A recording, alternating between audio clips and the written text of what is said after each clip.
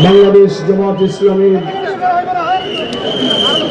উদ্যোগে আজকে ফরিদগঞ্জ আসনে 11 দলের সমর্থিত জামাত ইসলামী মনোনীত প্রার্থী হযরত মাওলানা বিল্লাল হোসেন নিয়াজির দাঁড়িপাল্লার সমর্থনে আজকের এই নির্বাচনী সভার সংগ্রামী সভাপতি, মঞ্চে উপস্থিত সম্মানিত কেন্দ্রীয় স্থানীয় নেতৃবৃন্দ, প্রিয় সাংবাদিক বন্ধুগণ, বন্ধু 11 দলের রাজনৈতিক দলের সম্মানিত নেতৃবৃন্দ যারা মঞ্চে উপস্থিত আছেন এবং আমার প্রিয় তরুণ ভাইরা এবং দেশবাসী ভাইরা, আমরা মহান আল্লাহর কাছে শুকরিয়া আদায় করছি আবারও সবাইকে নিয়ে, যিনি আমাদের প্রতি মেহেরবানি করে আমাদের তরুণ সন্তানদের জুলাই বিপ্লবের 1 সাগর রক্তের পর হাজার হাজার ছাত্র জনতা আহত ক্ষত বিক্ষত চিহ্ন নিয়ে এখনো যারা আহাজারি করছে, তাদের সঙ্গে 18 কোটি মানুষের স্বপ্ন পূরণের জন্য আগামী 12 ফেব্রুয়ারি নির্বাচনে এই জাতি একটি মানবিক বাংলাদেশ, একটি নতুন বাংলাদেশের অভিযাত্রায় যে এগিয়ে চলেছে। আজকে ফরিদগঞ্জ এই আসনে বিল্লাল হোসেন নিয়াজিকে বিজয়ের মালা পরিয়ে নির্বাচিত করার প্রত্যয়ে আমরা আজকে এখানে সমবেত হতে পেরেছি। সেজন্য মহান আল্লাহ তাআলার দরবারে সবাই শুকরিয়া আদায় করছি, আলহামদুলিল্লাহ। আপনাদের কাছে কি মনে হয়, গত জুলাই আগস্টের অভ্যুত্থানের পর এই 14-15টা মাস বাংলাদেশের গ্রামে গঞ্জে শহরে নগরে বন্দরে মানুষের মুখে মুখে শ্রমিক, মজুর, কৃষক, রিক্সাওয়ালা, ঠেলাওয়ালা, হকার্স, আপনি যার কাছে জিজ্ঞাসা করবেন সবার কাছে জিজ্ঞাসা করলে দেশের পরিস্থিতি এবং তাদের সম্ভাবনা নিয়ে কিছু আলোচনা করলেই সবার মুখ থেকে বেরিয়ে আসছে সবাই যেন দেশে একটা পরিবর্তন দেখতে চায়। আমরা সবাই একটা পরিবর্তন চাই। সেই পরিবর্তন অর্থ কি? পরিবর্তন মানে হলো যা ছিল আর চলবে না। যারা স্বাধীনতার 54 বছর পর দেশ পরিচালনা করেছেন, 3টি দল, নৌকা, লাঙ্গল, হারের শীষ, সবার প্রতি শ্রদ্ধা রেখে বলি, সকলেই সততা, নৈতিকতা, চরিত্র, মানব সেবা, মানবতা, মনুষ্যত্ব, ন্যায় বিচার, সুবিচারের পরীক্ষায় 3টি দল ব্যর্থ হয়েছে। এই 3টি দলের কোন দলের প্রধানমন্ত্রী, মন্ত্রী, মিনিস্টার, দলের প্রধান নাকি বুকে হাত দিয়ে বলতে পারবেন যে আমার দেশ শাসনের সময় কোন দুর্নীতি আমরা করি নাই? এ কথা কি কেউ বলতে পারবে? বরং চ্যাম্পিয়নের রেকর্ড আছে। চ্যাম্পিয়ন, হাজার হাজার কোটি টাকা তারা বিদেশে পাচার করেছে। জুডিশিয়ারিতে দুর্নীতি, পুলিশ অ্যাডমিনিস্ট্রেশনের দুর্নীতি, সিভিল অ্যাডমিনিস্ট্রেশনের দুর্নীতি, ব্যবসা বাণিজ্য, কাস্টমস, ভূমি অফিস, ইউনো, জাতির রন্ধে রন্ধে every sector of our state দুর্নীতি আমাদের বাসা বেঁধে আমাদের অর্থনীতিকে তছনছ করে দিয়েছে।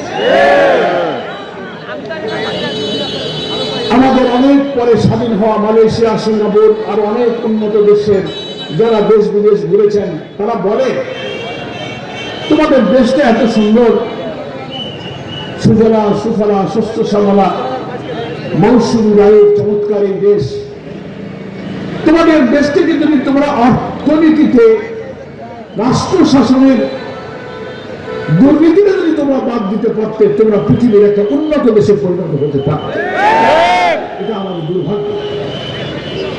দেখলাম না, একজন প্রধানমন্ত্রীর পিয়ন, প্রধানমন্ত্রী নিজেই বলছে যে আমার পিয়নেরই ছিল 400 কোটি টাকা। তাই ওই ভদ্র মহিলার কি অবস্থা ছিল আল্লাহ মালুম। আমার ভাইরা, ফলে দুর্নীতি দুর্নীতির অভিযোগ থেকে 3টি দলের কোন দল মুক্ত নয়। এরপর হচ্ছে দলীয়করণ, বিচার ব্যবস্থায় দলীয়করণ, চাকরিতে দলীয়করণ, কোর্ট কাছারিতে দলীয়করণ, স্কুল কলেজ শিক্ষা প্রতিষ্ঠান প্রশাসনের যেখানেই যাবেন, যে দল যখন কর্তৃত্ব ক্ষমতায় থাকবে তার দলের লোক ছাড়া ব্যবসা বাণিজ্য লেখাপড়া বিসিএস পুলিশের চাকরি মিডিয়ার চাকরি শিক্ষকতার চাকরি সেই দলের লোক না হলে কোথাও তার কোনো সুযোগ হবে না। ন্যায় বিচার ছিল না, জুডিশিয়ারিতে প্রচন্ড দলীয়করণ করে দেশের বিচার ব্যবস্থাকে ভেঙে ফেলা হয়েছিল। মানুষ খুন করবে, 1টা 2টা 5টা 7টা খুন, নারী ধর্ষণ, চাঁদাবাজি, মানব, যদি সে সরকারের ক্ষমতাসীন দলের কোন লোক হয় তাকে গ্রেফতার করা হবে না, সে মুখ ফুলে ঘুরে বেড়াবে। যদি কোনো কারণে পুলিশ ধরে ফেলে 3 দিন 4 দিন পর কোর্ট থেকে তার জামিন হয়ে যাবে নাকি বলে। কিন্তু যারা কোনো অপরাধ করে নাই, লোক মানুষ, কোন অভিযোগ নাই, জীবনে হারাম খায় নাই, মিথ্যা বলে নাই, চুরি করে নাই, চাঁদাবাজি করে নাই, এইসব 7 লোকদেরকে শুধুমাত্র রাজনৈতিক উদ্দেশ্যে পলিটিক্যাল ব্যাড ইন্টেনশনে গ্রেফতার করে বছরের পর বছর কারাগারে আটকে রাখা হয়েছে। তাদের জামিন দেবে না। কোন ম্যাজিস্ট্রেট বিচারক যদি বিবেচনা করে একটু জামিন দেয়, ছোট করে হাইকোর্ট গিয়ে এসে জামিন স্টে করে দেয়। তাই কি হলো, বিচার ব্যবস্থার উপরে রাজনৈতিক কর্তৃত্ববাদী সরকার হস্তক্ষেপ করেছে। প্রিয় ফরিদগঞ্জবাসী, আমি সংক্ষেপে বলতে চাই, আরো কয়েকটা মিটিং আছে। দুর্নীতি, দলীয়করণ, বিচার ব্যবস্থায় হস্তক্ষেপ, ভিন্ন দল মতের উপরে দমন পীড়ন সব দলের লোকেরা করেছে কিনা বলেন। তার দল যদি না করা হয় প্রত্যেকের উপরে তার মিটিং এ বাধা দেবে, তার অফিস ভাঙবে, মিছিলে লাঠিচার্জ করবে, গ্রেফতার করবে, অনুমতি দেবে না, রিমান্ড, আয়নাঘর, এই করে করে দেশের শ্রেষ্ঠ বড় বড় আলেম সব মানুষদেরকে তুলে তুলে তারা কারাগারে হত্যা করেছে। বড় বড় বরেণ্য আলেমদেরকে বৃদ্ধ বয়সে কারাগারে ফাঁসিতে ঝুলিয়ে হত্যা করা হয়েছে। ফলে ভিন্ন মতের উপরে দমন করে চলেছে। অর্থনীতি শেষ, হাজার হাজার কোটি টাকা বিদেশে পাচার করবে সিন্ডিকেট। এই কথাগুলো আমি কেন বলছি? এই জন্য বলেছি যে শুরুতে আমি কথা বলেছি যে 3টি দল জনগণের শান্তি কল্যাণের জন্য রাষ্ট্রের দায়িত্ব নিয়েছেন, তারা 3টি দলই এই রাষ্ট্রের সুখ সমৃদ্ধির উদ্দেশ্যে দায়িত্ব পালনে নির্মমভাবে, নিষ্ঠুরভাবে, ঘৃণ্যভাবে, লজ্জাজনকভাবে ব্যর্থতার পরিচয় দিয়েছে। পরিবর্তন অর্থ হলো এই 3 দলকে না বলতে হবে, এই 3 দলকে না বলতে হবে। আমাদের সোনার ছেলেরা বিশ্ববিদ্যালয় আন্দোলনে জুলাই অভ্যুত্থানের সময় তাদের সবার মুখে স্লোগান ছিল উই ওয়ান্ট জাস্টিস, আমরা ন্যায় বিচার চাই। অর্থাৎ এই সমাজ, এই রাষ্ট্রে কোন মানুষের ন্যায় বিচার নেই, যার অধিকার, যার যা পাওনা সেই ইনসাফ থেকে জনগণ বঞ্চিত হচ্ছিল। সেই জন্য জনগণ ন্যায় বিচারের জন্য সার্বজনীন কোটি কোটি মানুষ সে জুলাই অভ্যুত্থানের রাজপথে নেমে এসেছিল। আমরা তো তখন জেলে থেকে শুনেছি প্রতিদিন শত শত লোক নিহত হচ্ছিল। বিক্ষুব্ধ মানুষের উত্তাল আন্দোলনে রাজধানী ঢাকা অবরুদ্ধ হয়ে পড়েছিল, যে হাজারের উপরে মানুষের জীবন দিল, কত মানুষের মাথার মগজ বেরিয়ে গেল, কত মানুষের চোখ নাই, হাত নাই, পা নাই, এখনো কান্নাকাটি করছে, দেশের চিকিৎসা হচ্ছে না। এরা কি সবাই মন্ত্রী এমনি হওয়ার জন্য জীবন দিয়েছিল? না, দেশকে একটি মানবিক সমৃদ্ধ ইনসাফপূর্ণ বাংলাদেশকে করার জন্যই আমার সোনার ছেলেরা 6 বছরের শিশু থেকে বৃদ্ধ পর্যন্ত নারী, শিশু, মহিলা, শিক্ষক, অভিভাবক, হতাশ, দিনমজুর সবাই তারা জীবন দিয়েছিল। তাদের উদ্দেশ্য ছিল একটা পরিবর্তন তারা চায়। ফলে আমরাও 12 তারিখের নির্বাচন সামনে রেখে জনগণের মধ্যে একটা জোয়ার তৈরি হয়েছে। সবাই বলছে আমরা এখন পরিবর্তন চাই। পরিবর্তন মানে পিছনে যারা ছিলেন তাদের আর দরকার নাই, এখন নতুন কিছু চাই। আমরা পরিবর্তন চাই। সে পরিবর্তন কার আনবে? পূর্বের দুর্নীতিবাদ, চাঁদাবাজ, মস্তান, খুনি, বাটপারদের দ্বারা এই পরিবর্তন আসবে না। আমরা এই পরিবর্তন আনবো 11 দল। আমরা চেঞ্জ, আমরা পরিবর্তন চাই। Will bring the change. আমরাই পরিবর্তন আনবো। সেই জন্য বিলাল হোসেন মিয়াজি 11 দলের সমর্থিত জামাত ইসলামের মনোনীত প্রার্থী, এই আসনের দাঁড়িপাল্লায় ভোট দিয়ে তাদেরকে আমাদের বিজয়ী করতে হবে। 300 আসনের পার্লামেন্টে 11 দল যাকে যেখানে মনোনয়ন দিয়েছে সেই প্রতীকেই জনগণ ভোট দিয়ে মেজরিটি আসন যদি পায়, তাহলে বাংলাদেশ জামাত ইসলামের আমির, বিশ্বনন্দিত জননন্দিত নেতা, নতুন বাংলাদেশের স্বপ্ন সারথী ডাক্তার শফিকুর রহমানের নেতৃত্বে ইনশাআল্লাহ নতুন বাংলাদেশের সরকার গঠিত হবে। সেই সরকার গঠিত হলে আমাদের অর্থনীতি সচল হবে, দুর্নীতিমুক্ত ব্যবসা বাণিজ্যের কনভেনিয়াল পরিবেশ আমরা তৈরি করব, নৈতিকতার উপর ভিত্তি করে একটি সমন্বিত শিক্ষা ব্যবস্থা চালু করব, অর্থনীতি রাষ্ট্রের সব জায়গা থেকে দুর্নীতিকে ঝেঁটিয়ে আমরা বিদায় করে দেব, আইন আদালতে ইনসাফ প্রতিষ্ঠিত হবে, মানুষের আশা আকাঙ্ক্ষা আমরা ইনশাআল্লাহ পূরণ করব। ডাক্তার শফিকুর রহমানের নেতৃত্বে 11 দলের সরকার গঠিত হলে এই ফরিদগঞ্জের মানুষের যে দাবি, কারিগরি কলেজ, স্টেডিয়াম, মহিলা কলেজ, ডাকাতিয়া নদী সংস্কার করে মৎস্য সম্পদ বানানো, পার্ক নির্মাণ, এর চেয়ে আরো যত দাবি আছে আমাদের মানবিক নেতা ডাক্তার শফিকের নেতৃত্বে আমরাই সেটা পূরণ করব। প্রিয় ভাই আমার, গ্রামে গঞ্জে দাঁড়িপাল্লার জোয়ার দেখে আমাদের প্রতিপক্ষের বন্ধুদের মাথাটা একটু এলোমেলো হয়ে গেছে নাকি বলেন? ওনারা বলছেন যে না, আমরাই মানুষের শান্তি, সমৃদ্ধি, সুখ দেব। কিভাবে সুখ দেবেন?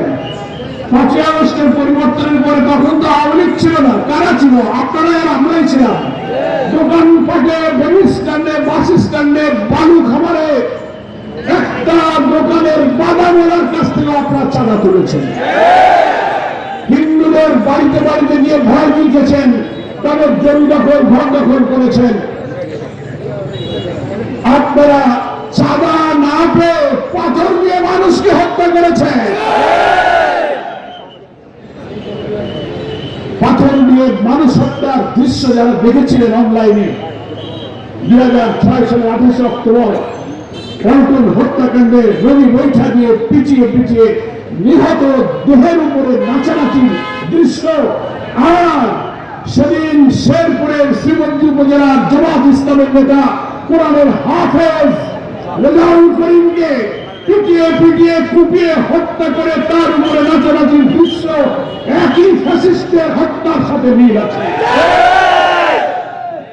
যারা ক্ষমতায় যাওয়ার আগে এইভাবে মানুষকে খুন করতে পারে, তাদের হাতে কি জনগণের জানমাল নিরাপদ থাকতে পারে?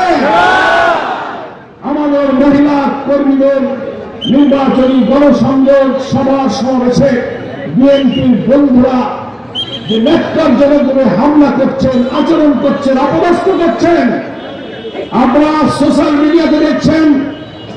সাদা বোরখা পরিহিত একজন মা দাঁড়িপাল্লার জন্য কাজ করতে যাচ্ছে, কিভাবে তার কাপড় খোলার চেষ্টা করা হচ্ছে, তার পেটে লাথি মারা হয়েছে।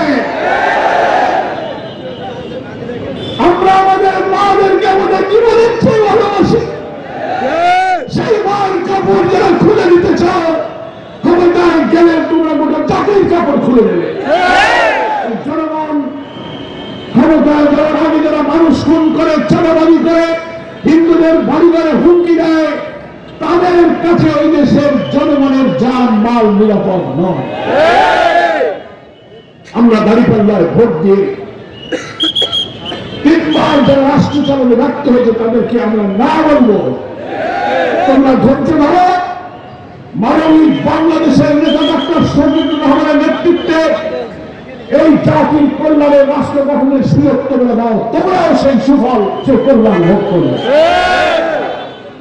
সম্মানিত ভাইরা, আমরা একদিকে দাঁড়িপাল্লায় ভোট দেবো, আর একদিকে গণভোটে হা ভোট দেবো। হা ভোট দেওয়ার অর্থ কি? বিদ্যমান রাষ্ট্র ব্যবস্থাকে তার কাঠামো পরিবর্তন করে নতুন কাঠামো আমরা তৈরি করেছি। সকল পলিটিক্যাল পার্টি ফ্যাসিবাদ বিরোধী আন্দোলনে আমরা যারা রাজপথে ছিলাম, সমস্ত স্টেক হোল্ডারের মতামত নিয়ে রাষ্ট্রের গুরুত্বপূর্ণ অর্গানে রিফর্ম কমিশন করে দীর্ঘ 9 মাস চেষ্টা করে 84টি সংস্কারের ব্যাপারে আমরা একমত হয়েছি সবাই। তার মধ্যে 48টি সাংবিধানিক বিষয়ে আমরা পরিবর্তন এনেছি। এই 48টি আইনগত সাংবিধানিক পরিবর্তন করতে গেলে গণভোট ছাড়া পরিবর্তন করা যাবে না, কি বলেন ঠিক কিনা? আর বাকিগুলো অর্ডিন্যান্স জারি করে আদেশ দিয়ে, অধ্যাদেশ দিয়ে, প্রশাসনিক আদেশ দিয়ে অনেক সংশোধন করা যাবে। আমরা সে সিদ্ধান্ত নিয়েছি। কিন্তু 48টি সাংবিধানিক পরিবর্তনের মধ্যে গুরুত্বপূর্ণ পরিবর্তন, বাংলাদেশের যিনি প্রধানমন্ত্রী হন, বাংলাদেশের সংবিধান আর আইনে তাকে অসীম ক্ষমতার অধিকারী করা হয়েছে। আমরা এই সংস্কারে প্রধানমন্ত্রীর ক্ষমতার লাগাম টেনে ধরে ক্ষমতাকে আমরা নিয়ন্ত্রিত করেছি। আমাদের দেশে আইন ছিল একজন প্রধানমন্ত্রী যতদিন পারে দলীয় কর্তৃত্ব দিয়ে তিনি ক্ষমতায় থাকবেন। আমরা বলেছি না, একজন প্রধানমন্ত্রী 2 বারের বেশি 10 বছরের বেশি ক্ষমতায় থাকতে পারবে না।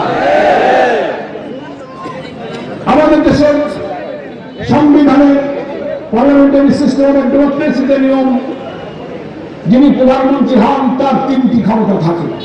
তিনি দলেরও প্রধান থাকেন, সরকারের প্রধান থাকেন, আবার সংসদের প্রধান থাকেন। Leader of the house, head of the government, এবং তিনি থাকেন হেড অফ দি পার্টি। আমরা সংস্কার করে বলছি না, এখানে 2টা জায়গায় তিনি থাকতে পারবেন। 3 জায়গায় এত ক্ষমতার মালিক যে হয়, সে অহংকারী হয়ে ওঠে, সে মানুষের অত্যাচার করে।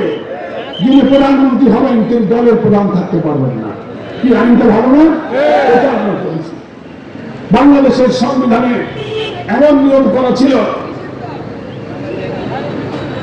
সাংবিধানিক যতগুলো পদ আছে, public service commission, anti corruption commission, chief জাস্টিসের নিয়োগ, কেয়ারটেকার প্রধানের নিয়োগ, অনেক নিয়োগের ব্যাপারে প্রধানমন্ত্রীর মতামত ছাড়া কিচ্ছু হবে না। সংস্কার করে আমরা বলেছি না, এখানে প্রধানমন্ত্রীর ইচ্ছা কে মুখ্য করা যাবে না। সরকারি দল, বিরোধী দল এবং প্রয়োজনে জুডিশিয়ারি লোক নিয়ে একটা সেপারেট অ্যাপয়েন্টিং অথরিটি আমরা করেছি। সেটাও এই সংস্কারের ভোটের জন্য থাকবে। এখানে প্রধানমন্ত্রীর কর্তৃত্বে সব নিয়োগ যদি চলে যায়, তাহলে আবার দলীয়করণ হবে। স্বাধীনভাবে সরকারি দল, বিরোধী দল এবং বিচার বিভাগের জুডিশিয়ারির কর্মকর্তাদেরকে নিয়ে কমিটি করে সেটা করা হবে। এইভাবে আমার ফরিদগঞ্জবাসী গুরুত্বপূর্ণ মৌলিক সাংবিধানিক পরিবর্তনের পক্ষে হা বলার জন্য 12 তারিখে দাঁড়িপাল্লার ব্যালটে একটা ভোট দিব, আর গণভোটের ব্যালটে হা এবং না থাকবে। হা থাকবে উপরে, না থাকবে নিচে। হয় আকারে হা থাকবে, হার উপরে আমরা সিল দেবো, নাকি বলেন? অনেক স্বল্পশিক্ষিত মহিলা মায়েরা, মুরব্বীরাও বলছে, বাবা আমরা তো লেখাপড়া জানি না, মার্কা চিনি কিন্তু হয় আকার তো বুঝতে পারবে না, কোথায় ভোট দেবো? আমরা বলেছি ওখানে একটা টিক চিহ্ন থাকবে, হাও থাকবে, টিক চিহ্ন থাকবে। হা যদি পড়তে না পারেন, টিক চিহ্নের উপরে আপনি একটা সিল দেবেন। গণভোটে ভোট দেওয়া মানে হচ্ছে নতুন কোন সরকার প্রধানকে ফ্যাসিবাদ হতে না দেওয়া। গণভোটে হাতে ভোট দেওয়া মানে হলো দুর্নীতিকে না বলা। গণভোটে হাতে ভোট দেওয়ার অর্থ হলো কর্তৃত্ববাদী শাসন থেকে বাংলাদেশকে বাঁচানো। ফলে কেউ কেউ কোন দলের নেতারা অনলাইনে নার পক্ষে ক্যাম্পেইন করতেছে। এরা হচ্ছে দুর্নীতি, দলীয়করণ, চাঁদাবাজ, আবার কর্তৃত্বে সেই শাসনে ফিরে যেতে চায়। আপনারা কি তাই দেবেন? প্রশ্নই আসে না। তাই আপনাদের কাছে আহ্বান রইল, আমাদের আমিরে জামাত ডাক্তার শফিকুর রহমান এই ফরিদগঞ্জে জেলা আমির, বাংলাদেশের গুরুত্বপূর্ণ এই জেলার একজন প্রিয় জননেতা বেলাল হোসেন মেয়াদীকে দাঁড়িপাল্লা প্রতীক দিয়ে মনোনীত করেছেন। আমার সঙ্গে আপনারা কথা দেবেন, এই বেলাল হোসেন মেয়াদীকে দাঁড়িপাল্লা বিজয়ী করে বিজয়ের মালা পরিয়ে পার্লামেন্টে পাঠাতে রাজি আছে। সবাইকে দাঁড়িপাল্লায় ভোট দিতে রাজি আছে। মার্কা কি আছে? কোন সে মার্কা? কোন সে মার্কা? কোন সে মার্কা? 12 তারিখের মার্কা, দেশবাসীর মার্কা, সবার প্রিয় মার্কা। জাযাকাল্লাহু খাইর। সবাইকে ধন্যবাদ। আমি আপনাদের জন্য দোয়া করি, আপনারা দোয়া করবেন। মা বোনেরা ভাইরা ঘরে ঘরে আর মাত্র 10-12টা দিন বাকি আছে, একটা ঘন্টা অপচয় করা যাবে না। কি বলেন, ঠিক কিনা? ঘরে ঘরে দাঁড়িপাল্লার ভোট চাইবেন, আমাদের সালাম পৌঁছে দেবেন। সকলকে ধন্যবাদ।